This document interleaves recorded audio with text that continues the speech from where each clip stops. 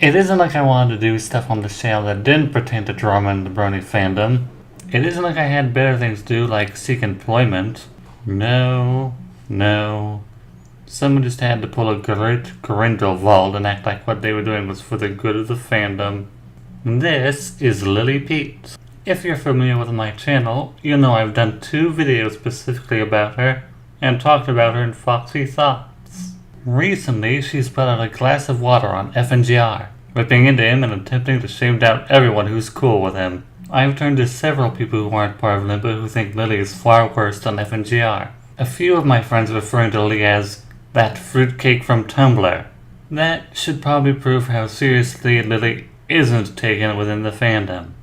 But why am I doing a response to Lily Peet if she did a video on FNGR? Well, she also called me out for whatever reason. If you're expecting me to go, "Hey, Lily said negative things about me," you're sadly out of luck. I intended to respond as respectfully as possible. Like that he just heard his own name because he's a tremendous egotist who's been thirsty for my attention quite literally for years. Night to Die is a YouTuber who loves to write responses to random videos on DeviantArt and spam the website with think pieces of any rando who happened to piss him off that day. Why do this on DeviantArt, not Twitter or Tumblr? Well, it's simple really. DeviantArt doesn't let users filter spam from their search results, and so there's nothing stopping Night to Die from being constantly in your face as much as he likes. Night to Die hates being ignored and demands to be part of discussions despite not offering any actual content for the discussion. Most of his complaints about me amount to little more than nitpicking clerical errors and hyper-focusing on a single line from individual glass of water videos and pretending that counts as an argument. On 99% of occasions, I have completely ignored Night to Die's responses, even muting him on both Tumblr and Twitter and ejecting him from my comment section for trying to waste my time. However, on the 1% of occasions where I have actually engaged with him, take a wild guess what happens. If you guessed immediately backpedals and tries to paint the person who engaged with him as an easily triggered snowflake who can't take a joke, you would be right. He does this anytime he gets something even remotely close to criticism, projecting his own insecurities and hurt feelings on everyone else. Night to Die is terrible at making a critical argument, but he's extremely good at using circular logic so that everything leads back to him being in the right and everyone else is super triggered. It's the basic toolkit of a right-wing pundit. If you ignore him, you're silencing criticism and refusing to engage with them because you know they're right. If you engage with him, you can't take a joke and suddenly he turns from being a detractor to just someone trying to get under your skin,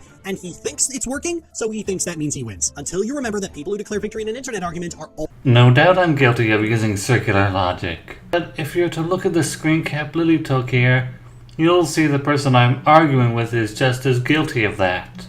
I also noticed that the only critical pieces I made towards Lily that she shows in her video are a journal post which I meant as deliberate troll bait to prove that she can't handle negative criticism and gets triggered by it, and the thumbnail for a one-shot commentary which even I will admit wasn't that good. Fun fact, I intended to apologize for seemingly jumping the gun there, but then the whole Sapphire Heart song drama started. But we'll get to that.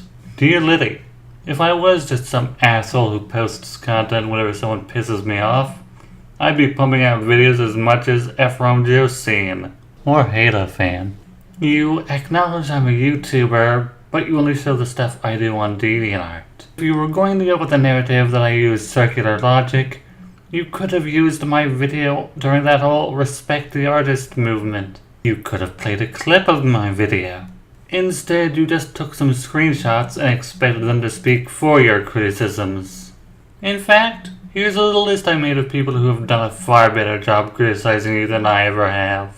Bob, Okizuma, FNGR, Sheldon, The Burning Donut, Miss Anthropony, Vita, Manga Common, Boonslayer, Renegade Master, Event Horizon, Countess Rose, Deckard Spade, Jack from Anti-Brony Allies, Mr. Flippy Invader, and most recently, Dulcet Tone. Now I'd end it here, but Lily also threw shade at people who had little to nothing to do with FNGR's behavior, calling them enablers and cowards for not speaking out against him.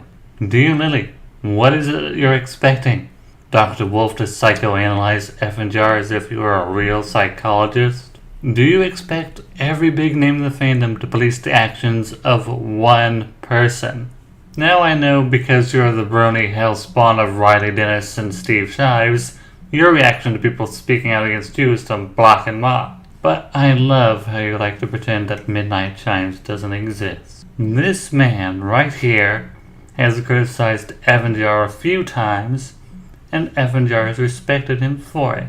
There have been people in and out of the fandom who've responded to and criticized FNGR before. FandomMenace, Lightning Sword, Mr. Medicare, the Alt-CC, and YouTube Dude.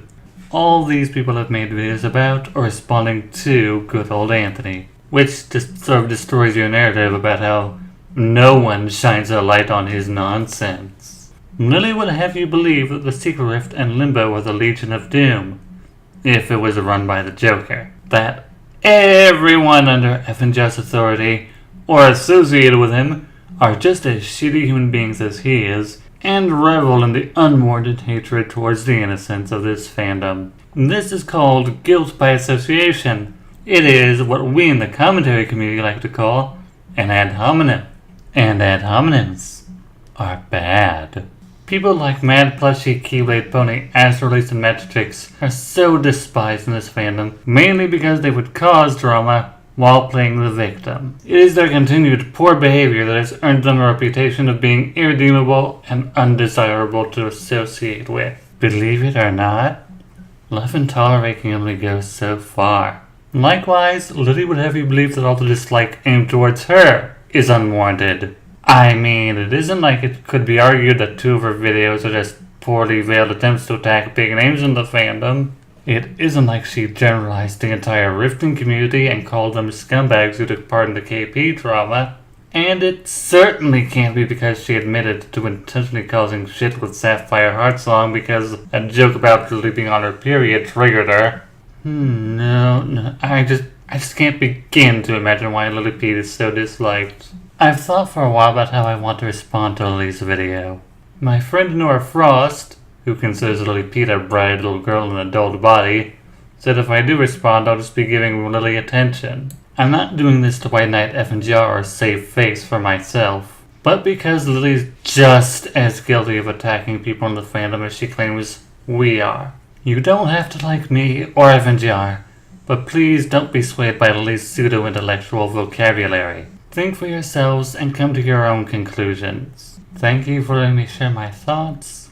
Please share yours with me.